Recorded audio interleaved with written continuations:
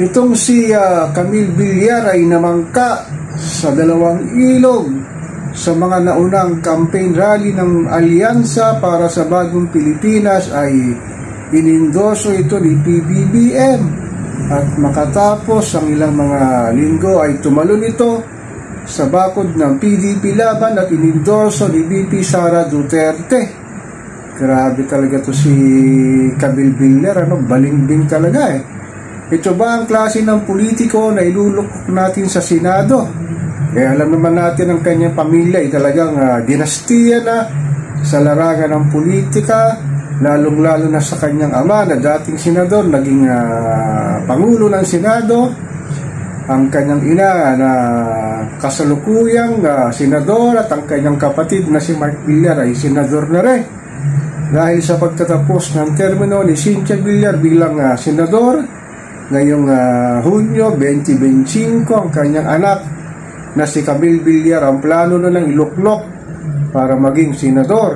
Itong mga Villar talaga wala namang nayambag sa kabuhayan ng ating mga mamamayang Pilipino. Kanila lamang ginagawa ay proteksyonan ang kanilang kayamanan na sinasabi ang pamilya Villar ang pinakamayamang Pilipino dito sa ating mahal na inang bayan, na talagang sinasabi ng mga ilang concerned netizen at mga political analyst, talagang tumatakbo lang daw ito ang pamilyang ito para proteksyonan nga ang kanilang naglalakyang negosyo dito sa ating mahal na inang bayan, at hindi nga alintana ang paggawa ng sinasabing batas na makakatulong para mapaunlad lalong-lalo na sa kanilang distrito, na sinasabing kanilang nagsimula ng kanilang political career sa Las Piñas hanggang sa naupo nga itong mga mag-aama ito sa Senado ay talagang walang naiambag sa ating sinasabing kung papaano